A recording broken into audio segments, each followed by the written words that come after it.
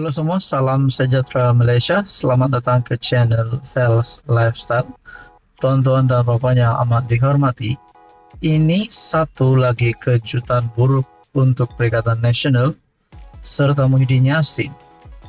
Susulan kekalahan Perikatan Nasional Bersatu pada PRK baru-baru ini, terdapat cakap ramai orang ataupun persoalan kenapa PN ditolak di KKB dan kenapa kerajaan perpaduan mulai diterima rakyat, bahkan semakin kukuh sokongan kepada Anwar Ibrahim. Nah, saudara-saudara, seperti yang kita tahu, selepas keputusan pilihan raya kecil Kuala Kubu Baharu, Saifuddin Nasution ada membuat kenyataan rakyat menolak taktik usang kempen 3R oleh Perikatan Nasional menurut Saifuddin Nasution. Dan ini ada lagi satu dapatan terkini yang saya lihat daripada Malaysia kini. Dasar kerajaan mesra penjawat awam tambat hati polis tentera di KKB. Nah, saudara-saudara, ini adalah satu berita baik untuk Anwar dan kerajaan perpaduan. Adakah dengan ini mulainya kepada Anwar Ibrahim supaya terus mengekalkan kekukuhan status beliau sebagai Perdana Menteri? Di dalam berita ini, beberapa penganalisis politik berpendapat dasar kerajaan yang mesra kaki tangan awam telah menambat hati anggota pasukan keselamatan sehingga diterjemahkan dalam peningkatan undi awal pada PRK KKB. Pensyarah kanan Sains Politik Universiti Putra Malaysia, Nur Ayuni Muhammad Isah berkata, peningkatan sokongan terhadap kerajaan turut dipengaruhi oleh pengumuman dan pemberian pelbagai insentif kepada penjawat awam. Secara tradisi, kaki tangan awam termasuk polis dan tentera akan menyokong kerajaan pada hari ini. Saya percaya tradisi ini akan kembali sekiranya kerajaan perpaduan konsisten menjaga kebajikan mereka, katanya. Perdana Menteri Anwar Ibrahim sebelum ini mengumumkan pelbagai insentif kepada kaki tangan awam semenjak akhir Februari, bermula dengan bayaran insentif awal RM2000, bantuan khas Aidilfitri RM500, dan yang terkini kenaikan gaji sehingga 13% bermula 1 Disember ini. Pertembungan di KKB menyaksikan calon kerajaan perpaduan Pang Sok Tau menang PRK itu dengan majoriti 3.869 undi, menewaskan calon dari PN Khairul Azhari 10.131 undi, calon PRM 152 undi yaitu Hafiza Zainuddin, dan calon bebas Nyau Keshin 188 undi. Menerusi undi pos, anggota polis memberikan 249 undi untuk calon kerajaan perpaduan 84.1% dan 47 untuk PN sebanyak 15.8%. Berbanding PRN 2023, hanya 119 undi polis diberikan untuk kerajaan perpaduan dan 388 undi untuk PN. Bermakna kita dapat lihat di sini peralihan undi bagi bahagian penjawat awam, yaitu termasuk polis dan tentera di Kuala Kubu Baharu.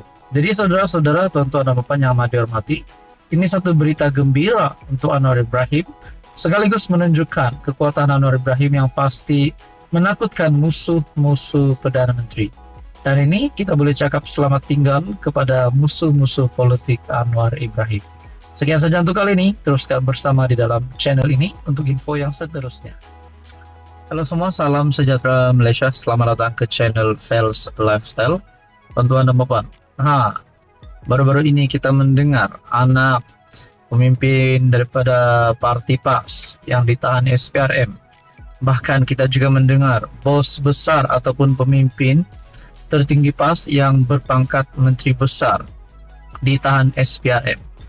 Nah, saudara-saudara, berkaitan dengan anak MB Perlis dan juga MB Perlis yang ditahan SPRM baru-baru ini telah menimbulkan banyak tanda tanya.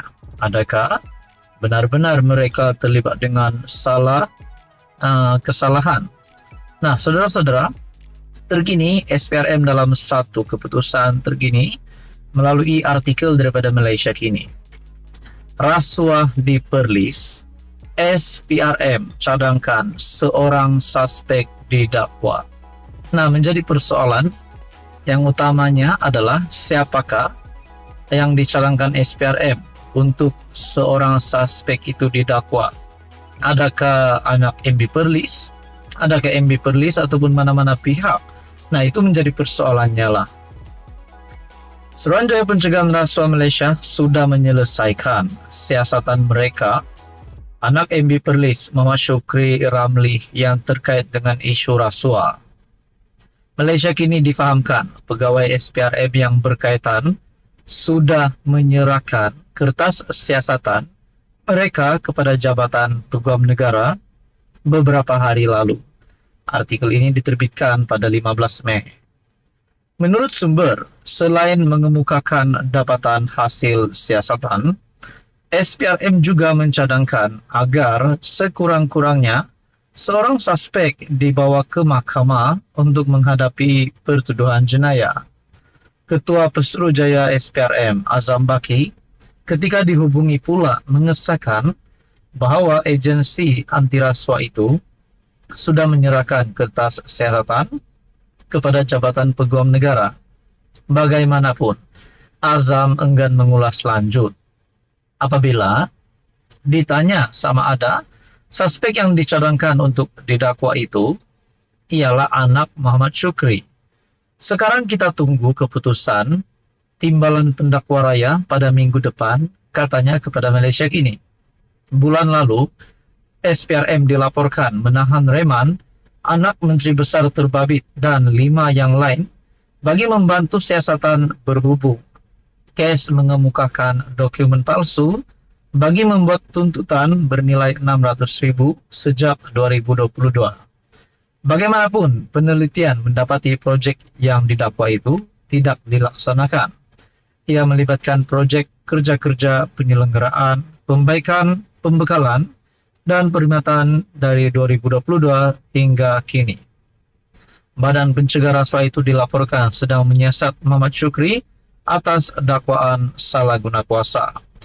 Muhammad Shukri yang juga Pesuruhjaya PAS Perlis kemudian dibebaskan pada hari yang sama selepas penyiasat selesai merakam keterangannya ketika dia hadir di Ibu Pejabat Agensi Anti Rasuah berkenaan di Putrajaya pada 30 April. Malaysia Kini difahamkan SPRM mungkin akan memanggil Muhammad Shukri semula untuk disoal siasat tidak lama lagi. Menurut artikel daripada Malaysia Kini bertarik 15 Mei. Jadi saudara-saudara, berkaitan dengan rasuah di Perlis, SPRM cadangkan seorang suspek didakwa. Nah, saudara-saudara, persoalannya kalau anak MB Perlis dan MB Perlis itu terlibat dengan rasuah dan dapat dibuktikan bersalah, bukankah itu satu kejutan buruk untuk PAS dan Perikatan Nasional?